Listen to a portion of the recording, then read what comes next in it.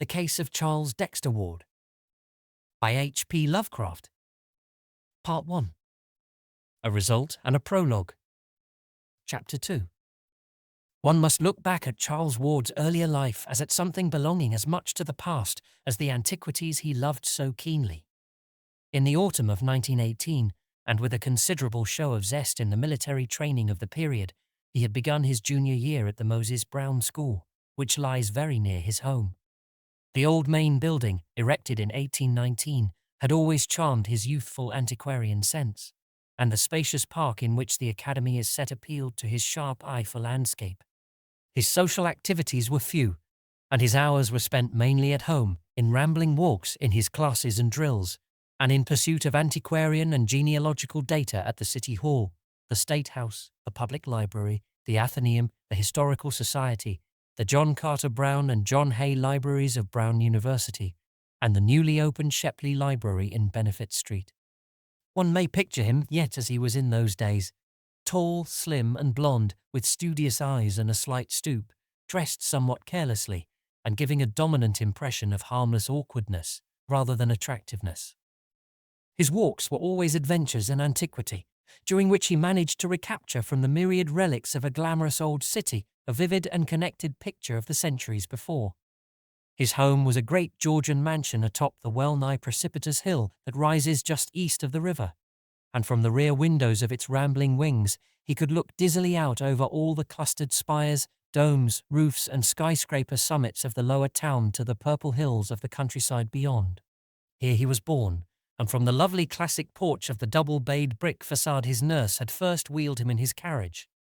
past the little white farmhouse of 200 years before that the town had long ago overtaken, and on toward the stately colleges along the shady, sumptuous street, whose old square brick mansions and smaller wooden houses with narrow, heavy-columned Doric porches dreamed solid and exclusive amidst their generous yards and gardens.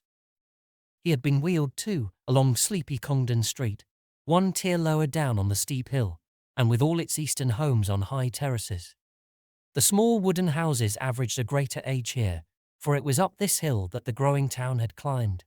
and in these rides he had imbibed something of the colour of a quaint colonial village. The nurse used to stop and sit on the benches of Prospect Terrace to chat with policemen, and one of the child's first memories was of the great westward sea of hazy roofs and domes and steeples and far hills, which he saw one winter afternoon from that great railed embankment, all violet and mystic against a fevered, apocalyptic sunset of reds and golds and purples and curious greens. The vast marble dome of the State House stood out in massive silhouette, its crowning statue haloed fantastically by a break in one of the tinted stratus clouds that barred the flaming sky. When he was larger, his famous walks began, first with his impatiently dragged nurse, and then alone in dreamy meditation. Farther and farther down that almost perpendicular hill he would venture, each time reaching older and quainter levels of the ancient city. He would hesitate gingerly down vertical Jenks Street with its bank walls and colonial gables to the shady Benefit Street corner,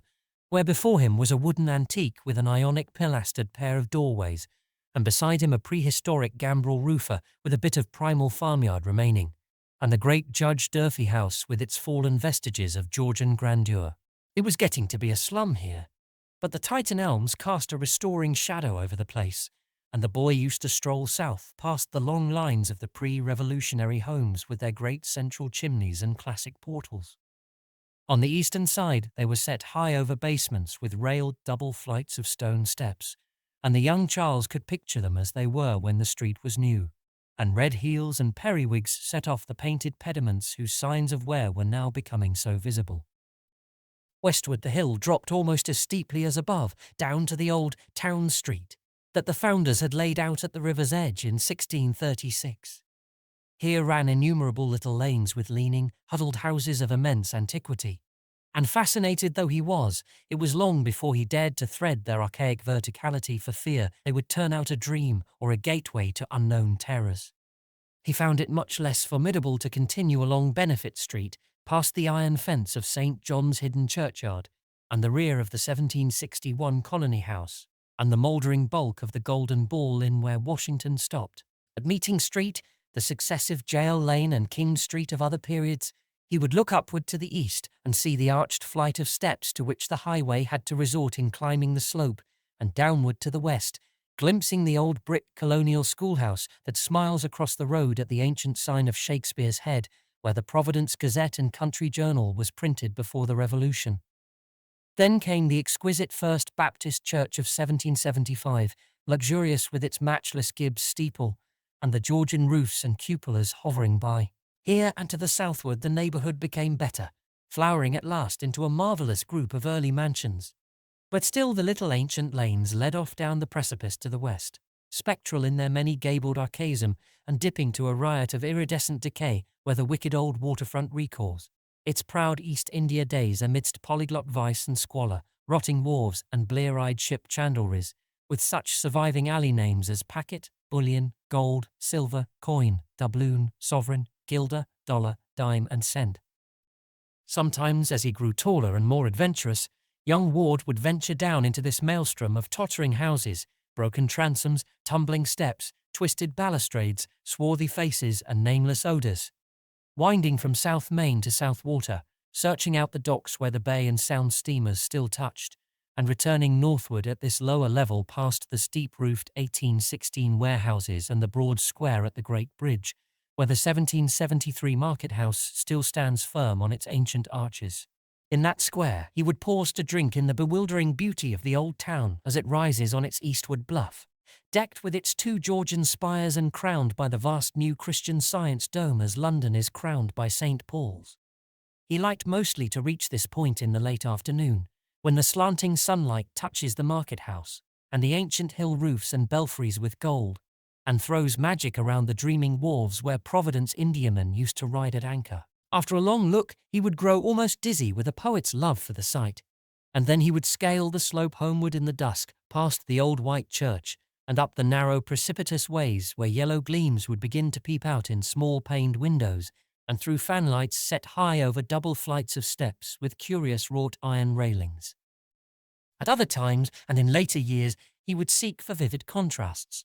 spending half a walk in the crumbling colonial regions northwest of his home, where the hill drops to the lower eminence of Stamper's Hill with its ghetto and African quarter clustering round the place where the Boston stagecoach used to start before the Revolution, and the other half in the gracious southerly realm about George, Benevolent, Power, and William streets, where the old slope holds unchanged the fine estates and bits of walled garden and steep green lane in which so many fragrant memories linger. These rambles, together with the diligent studies which accompanied them, certainly account for a large amount of the antiquarian lore which at last crowded the modern world from Charles Ward's mind,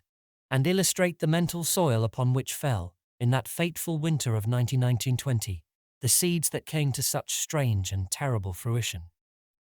Dr. Willett is certain that, up to this ill-omened winter of first change, Charles Ward's antiquarianism was free from every trace of the morbid. Graveyards held for him no particular attraction beyond their quaintness and historic value, and of anything like violence or savage instinct he was utterly devoid. Then, by insidious degrees, there appeared to develop a curious sequel to one of his genealogical triumphs of the year before, when he had discovered among his maternal ancestors a certain very long-lived man named Joseph Curwen, who had come from Salem in March of 1692, and about whom a whispered series of highly peculiar and disquieting stories clustered. Ward's great-great-grandfather Welcome Potter had in 1785 married a certain Anne Tillinghast, daughter of Mrs. Eliza, daughter to Captain James Tillinghast, of whose paternity the family had preserved no trace. Late in 1918, whilst examining a volume of original town records in manuscript, the young genealogist encountered an entry describing a legal change of name, by which in 1772 a Mrs. Eliza Curwen, widow of Joseph Curwen, resumed, along with her 7-year-old daughter Anne, her maiden name of Tillinghast, on the ground that her husband's name was become a public reproach by reason of what was known after his decease,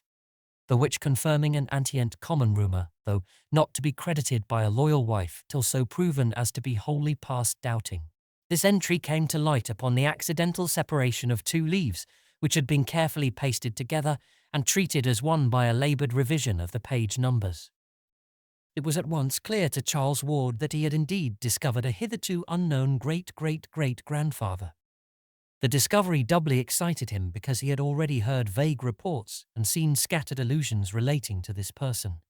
about whom there remained so few publicly available records, aside from those becoming public only in modern times, that it almost seemed as if a conspiracy had existed to blot him from memory. What did appear, moreover, was of such a singular and provocative nature that one could not fail to imagine curiously what it was that the colonial recorders were so anxious to conceal and forget, or to suspect that the deletion had reasons all too valid. Before this, Ward had been content to let his romancing about old Joseph Curwen remain in the idle stage, but having discovered his own relationship to this apparently hushed-up character, he proceeded to hunt out as systematically as possible whatever he might find concerning him.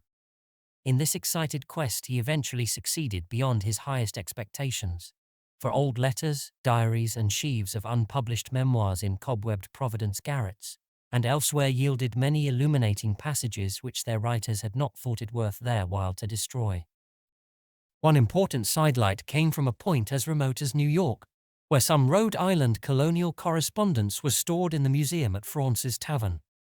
The really crucial thing, though, and what in Dr. Willett's opinion formed the definite source of Ward's undoing, was the matter found in August 1919 behind the panelling of the crumbling house in Olney Court. It was that, beyond a doubt, which opened up those black vistas whose end was deeper than the pit.